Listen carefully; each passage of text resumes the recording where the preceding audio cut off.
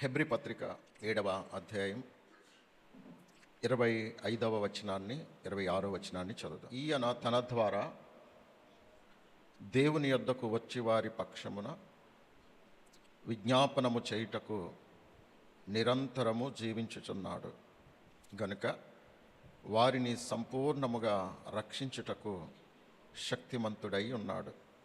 పవిత్రుడును నిర్దోషియు నిష్కల్మషుడును పాపులలో చేరక ప్రత్యేకముగా ఉన్నవాడును ఆకాశ మండలము కంటే మిక్కిలి హెచ్చైన వాడునైన ఇట్టి ప్రధాన యాజకుడు మనకు సరిపోయినవాడు. మన ప్రభువైన యేసుక్రీస్తు వారు ఆయన యొద్దకు వచ్చి వారిని అందరినీ కూడా సంపూర్ణంగా రక్షించుటకు మన కొరకు విజ్ఞాపనము చేయుచున్నారు. మనము సంపూర్ణంగా రక్షించబడాలని, మనలను రక్షించడానికి ఆయన శక్తిమంతుడై మన కొరకు తన ప్రాణం పెట్టారు. ఆ బలియాగం యొక్క ప్రయాస వృధా కాకుండా ఉండాలి అనంటే రక్షించబడడానికి మనలో ప్రతి ఒక్కరికి కూడా ఒక నీతి ఉండాలి. ఆ నీతి ఏమిటంటే, నన్ను రక్షించటానికి నా కొరకు ప్రాణం పెట్టిన యేసయ్యను నేను గణపరచాలి అనంటే ఆయన రక్తంలో ఉన్న శక్తి, ఆయన శిలువ బలియాగం ద్వారా చేసినటువంటి ఆ ఘనమైన కార్యం ప్రశంసించబడాలి అనంటే, రక్షింపబడడానికి ఆయన దగ్గరకు వచ్చిన నేను రక్షణను నేను ఎల్లప్పుడూ కూడా కొనసాగించాలి. ఈ రక్షణ విషయంలో నేను నిర్లక్ష్యం చేయకూడదు. ఆయన ఎంత శక్తిమంతుడో నేను లోకానికి కనుపరచాలి. ఆయన ఎంత శక్తిమంతుడు అనంటే నా నోట అబద్ధం కూడా ఆడనివ్వడు. నేను చూసే వాటిని కూడా, అసహ్యకరమైన వాటిని ఆయన నన్ను చూడనివ్వడు. వినే విషయాల్లో కూడా వ్యర్థమైనవి వినకుండా ఆయన నన్ను కంట్రోల్ చేస్తాడు. చేసే పనుల్లో కూడా, నా భక్తి విషయాల్లోనూ ఆయనకి ఇష్టమైనట్టుగా నన్ను సంపూర్ణంగా ఆయన క్రమశిక్షణలో నన్ను జీవింపచేస్తాడు అనేటట్లుగా మనము మన క్రియా జీవితాన్ని లోకానికి కనుపరచాలి. ఆయన ఎంత శక్తిమంతుడో, ఆయన పవిత్రుడును. చూడండి, ఆయన ఎవరంట? పవిత్రుడు అనగా ఆయనలో పాపమేమీ లేదు. రెండవది నిర్దోషి, ఆయనలో దోషము అనేది ఏమీ లేదు. మూడవది నిష్కల్మషుడు అనగా కల్మషము లేనివాడు, మోసము లేనివాడు, పాపులలో చేరక ప్రత్యేకముగా ఉన్నవాడు. పాపులలో చేరక ఆయన ప్రత్యేకంగా ఉన్నవాడు. ఈ క్వాలిటీస్ అన్నీ కూడా, ఈ విలువలు, ఈ సుగుణాలు ఆయనలో నుండి మనము కూడా అందిపుచ్చుకొని ఆయనలా మనం బ్రతకాలన్నదే ఆయన యొక్క ఉన్నతమైన ఉద్దేశం. అందుకే మనల్ని రక్షించింది. ఆయనలా బ్రతకాలని, ఆయనలా జీవించాలని మనల్ని ఆయన పిలిచారు. అంతేకాని మన ఇష్టానుసారంగా జీవిస్తామని మనల్ని ఆయన పిలవలేదు. మన ఇష్టాలు నెరవేర్చుకునేది ఎప్పటి వరకు అంటే, ఈ మందిరానికి రానంత వరకు. అనగా రక్షణ అంటే ఏంటో తెలియనంత కాలము మనకు నచ్చినట్టుగా బ్రతికాం. కానీ ఒక్కసారి రక్షించబడిన తర్వాత నీ రక్షణానుభవంలో యేసుక్రీస్తు ప్రభుల వారిని ప్రత్యక్షపరచాలి. ఆయన క్రియలను, ఆయన జీవితాన్ని లోకానికి మనము కనుపరచాలి. అందుకు ఆయన మనల్ని రక్షించారు. ఆకాశ మండలము కంటే మిక్కిలి హెచ్చైన వాడునైనా ఇట్టి ప్రధాన యాజకుడు మనకు సరిపోయినవాడు. అనగా పూర్వం యాజకులు వాళ్ళు మానవ మాత్రలే, తప్పులు చేసేవారు, పొరపాట్లు చేసేవారు. వారి కొరకు కూడా బలులు అర్పించబడేవి. కానీ ఈయన అనగా ప్రభు అయిన యేసుక్రీస్తు వారు మానవ మాత్రుడు కాదు. ఆయన ఆకాశ మండలము కంటే మిక్కిలి హెచ్చైన వాడు. ఆయన మన నుండి ఆశించేది ఏమంటే, మీరు భూ సంబంధమైన వారు కాదు, నేను ఏ విధంగా పరసంబంధమైనటువంటి జీవితాన్ని భూమి మీద జీవించానో మీరు కూడా అదే జీవితాన్ని జీవించటానికి ఏర్పాటు చేయబడిన వారు, వేరు చేయబడిన వారు, ప్రత్యేకించబడిన వారు.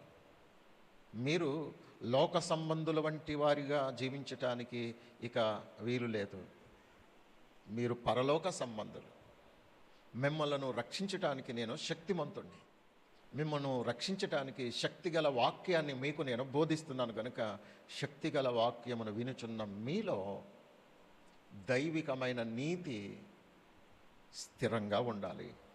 అప్పుడు మీరు నన్ను పోలి జీవించగలుగుతారు. మనము ఈ 130వ కీర్తన ధ్యానపూర్వకంగా చదివితే, యెహోవా అగాధ స్థలములలో నుండి నేను నీకు మొర్రపెట్టుచున్నాను, ప్రభువా నా ప్రార్థన ఆలకింపుము, నీ సెవియొగ్గి నా ఆర్తధ్వని వినుము. నా ఆర్తధ్వని వినుము. అగాధ స్థలముల్లో నుండి, ఎక్కడో లోతైన స్థలములో నుండి పైనున్నటువంటి దేవునికి మొర్రపెట్టాలంటే ఆర్తధ్వని చేయాలి, అంగలార్చాలి, బిగ్గరగా గంభీర స్వరముతో ప్రార్థన చేయాలి, మొర్రపెట్టాలి. మన భక్తి జీవితానికి పెదాల మీద ప్రార్థన పని చేయదు. మన ప్రార్థనకు దేవుడు జవాబివ్వాలంటే మన హృదయంతరంగంలో నుండి పూర్ణ బలముతో, పూర్ణ శక్తితో, నిండు మనసుతో దేవునికి నిజముగా మొర్రపెట్టాలి. నిజముగా మొర్రపెట్టే వారికి ఆయన సమీపంగా ఉండే దేవుడు. ఈ రోజున చాలామంది ప్రార్థన విషయంలో విఫలమైపోయి, ప్రార్థన అంటే విసుకొచ్చేసి ప్రార్థన చేయకుండా ఆత్మీయ జీవితాలు బాగుపడాలని ఆశపడటం, ఇది ఎంత విడ్డూరం. నువ్వెంత ప్రార్థన చేస్తున్నావు? కావలి వారు ఉదయం కొరకు కనిపెట్టుట కంటే, ఒక నైట్ డ్యూటీ చేసే వ్యక్తి రాత్రి నుండి ఉదయం వరకు వారు డ్యూటీ చేయాలి. ఈ వాచ్మెన్ డ్యూటీ చేసేవారు, నైట్ డ్యూటీ చేసేవారు, వారు ఉదయం వచ్చే వరకు వారి డ్యూటీ వారు ఖచ్చితంగా చేయాలి. అందుకు వారు ఎప్పుడు తెల్లారుతుందా అని ఎదురు చూస్తారు. ఎప్పుడు తెల్లారుతుందా, ఎప్పుడు వెళ్ళిపోదుమా, నా టైం ఎప్పుడవుతుందా అని ఎదురు చూస్తారు. ఎందుకంటే వారు మెలకుగానే ఉండాలి. ఉదయం కొరకు కనిపెడతారు వాళ్ళు. నిద్రపోయిన వ్యక్తి అయితే ఇంకా కాసేపు పండుకుంటే బాగుండు, ఇంకా తెల్లారకుండా ఉంటే బాగుండు అనుకుంటారు. కానీ కావలి కాసే వ్యక్తికి త్వరగా ఈ రాత్రి గడిచిపోయి ఎప్పుడు తెల్లవారుతుందా అని వారు ఎదురు చూస్తూ ఉంటారు.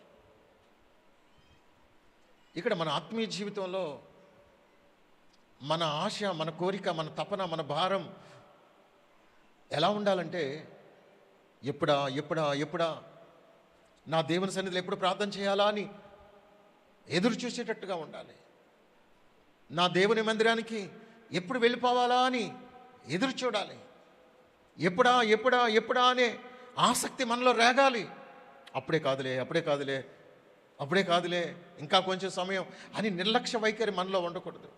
ఒక కావలి వారు ఉదయం కొరకు ఎలాగైతే కనిపెడతారో అంతకంటే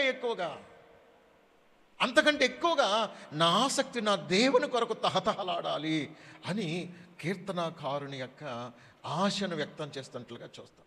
యెహోవా కొరకు నేను కనిపెట్టుకొనుచున్నాను, నా ప్రాణం ఆయన కొరకు కనిపెట్టుకొనుచున్నది, ఆయన మాట మీద నేను ఆశ పెట్టుకొని ఉన్నాను. దేవుని మాట కొరకు ఆశ. నా దేవుడు ఈరోజు ఏం మాట్లాడతారా, ఆయన మాట వినాలి, ఆ ప్రకారంగా నేను జీవించాలి. నేను ఆయన మందిరానికి ఎప్పుడు వెళ్ళిపోదునా, అందరికంటే ముందు వెళ్ళిపోవాలి. ఒక ఆశ, తపన, భారం. ఆ వైరాగ్యం మనలో మనల్ని తొందర పెడుతూ ఉండాలి. కావలివారు ఉదయము కొరకు కనిపెట్టుట కంటే ఎక్కువగా నా ప్రాణము ప్రభువు కొరకు కనిపెట్టుచున్నది. కావలివారు ఉదయము కొరకు కనిపెట్టుట కంటే ఎక్కువగా నా ప్రాణము కనిపెట్టుచున్నది. 2 పర్యాలు చెప్పబడిందంటే దాన్ని బాగా ఆలోచించాలి మనం. ఒక్క విషయాన్ని 2 సార్లు దేవుడు నొక్కి నుంచి చెప్తున్నారంటే దాని అర్థం ఏంటంటే బాగా వినండి, బాగా గ్రహించండి. 2 సార్లు నేను ఎందుకు చెప్తున్నానంటే ఇది చాలా అవసరం, ముఖ్యం. ఎప్పుడా అని ఎదురు చూసే అనుభవం మనలో రావాలి. నిర్లక్ష్యం, నన్ను ఎవరు ఏం చేయరు, నేను ఎప్పుడు లేచినా, నేను దేవుని సన్నిధికి రాకపోయినా నన్ను అడిగేవాళ్ళు ఎవరు లేరు, ఒకవేళ అడిగితే గనక మొత్తానికే ఎగ్గొట్టేద్దాం. ఇది కాదు. మనలో ఆ ఆశ, తపన, ఒక దైవికమైన నీతి మనలను తొందర పెడుతూ ఉండాలి. మనలో తొందర పెట్టే ఈ ఆసక్తి మనం కలిగి లేకపోతే భ్రష్టులమైపోతాం. దేవునికి కోపం పుట్టించే స్థాయికి దిగజారిపోతాం. కానీ ఒక రోజున మనకు తెలియకుండానే దేవుని కోపం మన మీదకి చాలా భయంకరంగా ఆ శిక్షాఫలం పొందటానికి ఆయన నిర్ణయించినప్పుడు ఆ పనిష్మెంట్ చాలా ఘోరంగా ఉంటుంది. అందుకు కాదు కదా మనం ఆయన సన్నిధికి వచ్చేది. ఆ శిక్ష నుండి తప్పించుకోవడానికి, ఆ శాపము నుండి తప్పించుకోవడానికి, ఆయన కోపము నుండి తప్పించుకోవడానికి మనం ఆయన సన్నిధికి వస్తున్నాం. యెహోవా, నీవు దోషములను కనిపెట్టి చూసిన ఎడల ప్రభువా ఎవడు నిలవగలడు? ఆయన దోషములు కనిపెట్టి చూస్తే, మనం చేసేవన్నీ కనిపెట్టి చూస్తున్నాడు ఆయన. వాటన్నిటిని పట్టించుకుంటే, వాటన్నిటి విషయంలో సీరియస్గా ఆయన ఒకవేళ ఆయన కోపం ప్రదర్శిస్తే ఎవరు నిలవగలరు? అయినను జనులు నీయందు భయభక్తులు నిలుపునట్లు నీ యొద్ద క్షమాపణ దొరుకును. దేవుడు మనం చేసిన దోషాలను బట్టి ఆయన చూసినప్పుడు ఆయనకి కోపం వస్తుంది. ఎంత కోపం అంటే తట్టుకోలేనంత కోపం వచ్చేస్తుంది. అయినను దేవుడు మన నుండి ఏం ఆశిస్తున్నారో తెలుసా? మీరు నా యందు భయము భక్తి కలిగేటట్లుగా. దేవుని యందు ఎవరైతే భయం కలిగి భక్తి చేయాలనుకుంటున్నారో వారికి ఆయన యొద్ద క్షమాపణ దొరుకుతుంది. తెలియక మనం ఎన్నో విషయాల్లో దేవుణ్ణి బాధ పెట్టాం, ఆయనకి కోపం పుట్టించాం. అయినను ఎంత కోపం పుట్టించినా, ఎంత బాధ పెట్టినా, ఆయనకి విరోధంగా ఏమి చేసినా, అయినను దేవునికి మనం భయపడి నిజమైన భక్తి క్రమాన్ని మనం పాటిస్తే గనక ఆయన యొద్ద క్షమాపణ దొరుకుతుంది. అనగా క్షమించమని నువ్వు అడగాలి. క్షమించమని అడిగితే ఆయన యొద్ద క్షమాపణ దొరుకుతుంది. కానీ చాలామంది ఏం చేస్తారంటే క్షమాపణ అడగటానికి బదులుగా హృదయాన్ని కఠినపరుచుకుంటారు. దేవుని యందు భయభక్తులు కలిగి జీవించినట్లుగా దేవుడు మనకు క్షమాపణ ఇచ్చి మన జీవితాన్ని నూతనపరచాలని కోరుకుంటున్న దేవుడు. కానీ చాలామంది హృదయాన్ని కఠినపరుచుకొని దేవునికి భయపడకుండా, భక్తి క్రమంలో ఏమాత్రం కొనసాగకుండా దేవుడు మాట్లాడిన మాటలకు కోపగించుకొని తిరుగుబాటు చేస్తున్నారు. తిరుగుబాటు చేసే వాళ్ళకి క్షమాపణ దొరకదు. యెహోవా కొరకు నేను కనిపెట్టుకొనుచున్నాను, నా ప్రాణము ఆయన కొరకు కనిపెట్టుకొనుచున్నది. ఆయన మాట మీద నేను ఆశ పెట్టుకొని ఉన్నాను. ఆయన మాట మీద, ఆయన మాట, ఆయన వాక్యం, ఆయన ఉపదేశం, ఆయన ఇచ్చే వర్తమానం మనలో ఒక ఉజ్జీవాన్ని రగిలిస్తుంది. అందుకే ఆయన మాట కొరకు మనము ఆశ పెట్టుకోవాలి. ప్రభువా, గత వారంలో మీరు మాట్లాడిన మాటను బట్టి నా జీవితంలో ఒక గొప్ప మార్పు వచ్చింది. ఈ వారం కూడా నాతో మాట్లాడితే నాలో ఇంకా కొంత మార్పు వస్తుంది. మీ మాట నాకు నిరీక్షణ కలిగిస్తుంది. నేను ఈరోజు కంటే రేపటికి ఇంకా నాలో ఒక గొప్ప మార్పు, ఓ నూతనత్వం నేను చూడగలుగుతాననేటువంటి ఆశ అయితే నాకుంది. మీ మాటలో జీవం ఉంది, మీ మాటలో శక్తి ఉంది, మీ మాటలో ప్రభావం ఉంది. మీ మాట వినుట నాకు క్షేమము, మీ మాట వినుట నాకు ఆశీర్వాదం, మీ మాట వినుట నాకు దీవెన, మీ మాట వినుట నాకు మేలు అని దేవుని మాట కొరకు మనము ఆశ పెట్టుకోవాలి. ఏం మాట్లాడతారా ప్రభు అని ఆశతో ఎదురు చూడాలి. ఆశ, ఓ తపన, ఒక భారం, ఎల్లప్పుడూ ఎప్పుడా ఎప్పుడా ఎప్పుడా అని ఎదురు చూస్తూ ఉండాలి.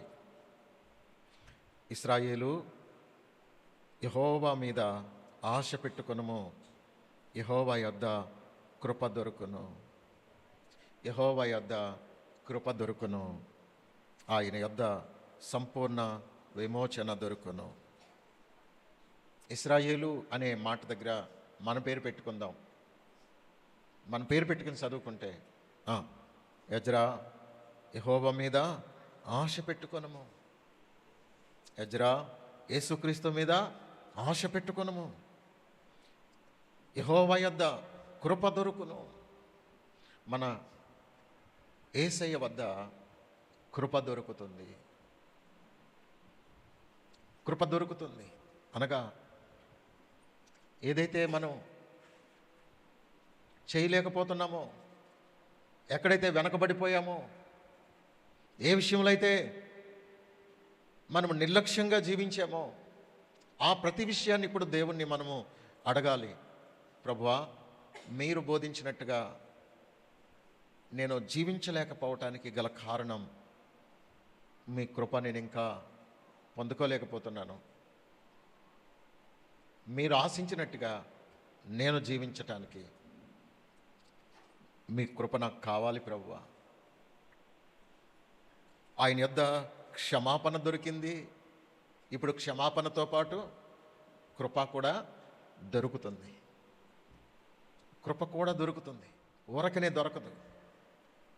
నీకు ఆశ ఉంటే, వినయం విధేయతుంటే నీకు దొరుకుతుంది. క్షమాపణ పొందిన వ్యక్తికి కృప దొరుకుతుంది. దేవుని దగ్గరికి వస్తే క్షమాపణ దొరికిందా? క్షమాపణతో పాటు ఆయన కృప కూడా మనకి ఇవ్వాలని ఆశపడుతున్నాడు. ఆయన దగ్గర కృప దొరుకుతుంది. అయితే కృప మనలో వినయం విధేయత ద్వారా ఆయన ఇస్తారు. క్షమాపణ, పశ్చాత్తాపం ద్వారా క్షమాపణ దొరుకుతుంది. పశ్చాత్తాపం ద్వారా క్షమాపణ దొరుకుతుంది. వినయం విధేయత ద్వారా కృప దొరుకుతుంది. అదే సమయంలో ఆయన యొద్ద సంపూర్ణ విమోచన దొరుకును. ఎవరైతే పశ్చాత్తాపంతోనూ, భారభరితమైన హృదయంతోనూ, వినయ విధేయతలతోనూ దేవుడు చెప్పినట్టుగా ఎవరైతే జీవిస్తున్నారో వారికి క్షమాపణతో పాటు కృప దొరికింది. కృపతో పాటు ఇప్పుడు సంపూర్ణమైన విమోచన కూడా దొరుకుతుంది. ఎప్పుడో తెలుసా? నీవు వినయం విధేయతలతో వాక్యానుసారంగా వాక్యమంతటినీ పాటిస్తూ ఏ వారము ఆ వారం, ఏ రోజుకి ఆ రోజు నువ్వు చేయవలసినటువంటి దినచర్యలో చేయవలసిన అంశాలు ఏవైతే ఉన్నాయో, క్రియలు ఏవైతే ఉన్నాయో వాటన్నిటిని క్రమం తప్పకుండా రోజులు, వారాలు, నెలలు, సంవత్సరాలు దేవుని రాకడ వరకు దేవుని యొక్క చిత్తమును నేను అనుసరించి బ్రతకాలనుకున్నప్పుడు అప్పుడు నీకు సంపూర్ణ విమోచన దొరుకుతుంది. ఆమేన్. ఈ సంపూర్ణ విమోచన ఎక్కడికి తీసుకెళ్తుంది? పరలోకం తీసుకెళ్తుంది. సంపూర్ణ విమోచన అంటే నీ ఆత్మకు ఎక్కడ ఏ చిన్ని ఆటంకం లేకుండా, ఏ విధమైనటువంటి శిక్ష నీ మీద పడకుండా నీకు సంపూర్ణ విమోచన నీకు అనుగ్రహించటానికి నీ వినయం, నీ విధేయత, నీ పశ్చాత్తాపం, నీ భయము, భక్తితో కూడిన జీవితాన్ని బట్టి దేవుడు నీకు సంపూర్ణ విమోచన అనుగ్రహించి పరలోకం అనుగ్రహించబోతున్నారు. ఆమేన్. హల్లెలూయా. ఇశ్రాయేలీల దోషములన్నిటి నుండి ఆయన వారిని విమోచించును. ప్రతి విధమైన దోషములన్నిటి నుండి ఆయన మనందరినీ విమోచించడానికి సమర్థుడు, శక్తిమంతుడు. అలాంటి దేవుని దగ్గరికి మనం వచ్చాం. అలాంటి దేవుని దగ్గరికి వచ్చిన మనం ఎంత జాగ్రత్తగా ఉండాలి, ఎంత ఒళ్ళు దగ్గర పెట్టుకుని భక్తి చేయాలి, ఎంత జాగ్రత్తగా మనం జీవించాలి. మరి అలాంటి జీవితం నీవు కలిగి ఉన్నావా? లేనట్లయితే నీకు క్షమాపణ దొరకదు, కృప దొరకదు, విమోచన కూడా దొరకదు. మనం ఊరకని ఎన్ని సంవత్సరాలు ఈ మూడింటిని లేకుండానే యాక్ట్ చేస్తున్నాం, నటిస్తున్నాం. నీ నటన ఒక రోజున ఈ మూడింటిని కలిగి లేని కారణం చేత నీవు విడిచిపెట్టబడి భయంకరమైనటువంటి ఆ అగ్నిగుండంలో యాతన పెట్టబడతావు. ప్రకటన గ్రంథంలో 3వ అధ్యాయం మొదటి నుంచి చదువుదాం. నీ క్రియలను నేను ఎరుగుదును, ఏమనగా జీవించుచున్నావన్న పేరు మాత్రమున్నది గాని నీవు మృతుడవే. నీ క్రియలు నా దేవుని ఎదుట సంపూర్ణమైనవిగా నాకు కనబడలేదు గనుక జాగరూకుడవై సావనయున్న మిగిలిన వాటిని బలపరుసము. నీవేలాగు ఉపదేశం పొందితివో, ఎలాగు వింటివో జ్ఞాపకము చేసుకొని దానిని గైకొనుచు మారు మనసు పొందుము. నీవు జాగరూకుడవై ఉండని ఎడల నేను దొంగవలే వచ్చేదను, ఏ గడియను నీ మీదికి వచ్చేదనో నీకు తెలియనే తెలియదు. ఏ సమయంలో దేవుని రాకడొస్తుందో మనకు తెలియదు. అందుకే సమయం ఉండగానే చచ్చిన స్థితిలో నుండి పాపములు, అపరాధములు అనే వాటి చేత చచ్చిన కుళ్ళు కొంపు కట్టుతున్నటువంటి, చిచ్చి అనిపించుకునే విధంగా ఉన్నటువంటి ఆ దుర్వాసన వంటి ఆ చచ్చిన స్థితి నుండి మనం ఇప్పుడు దైవ చిత్తాన్ని చేయటం ద్వారా మన క్రియలను సంపూర్ణం చేసుకునే ఒక మంచి తీర్మానం మనం చేస్తాం. మన క్రియలు సంపూర్ణంగా కనపడాలి దేవునికి.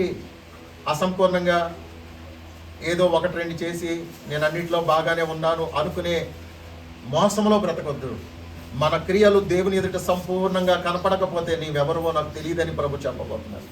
అందుకే మన క్రియలు సంపూర్ణంగా ఉన్నాయా, దేవుడు చెప్పినట్టుగా తూచా తప్పకుండా పాటిస్తున్నామా?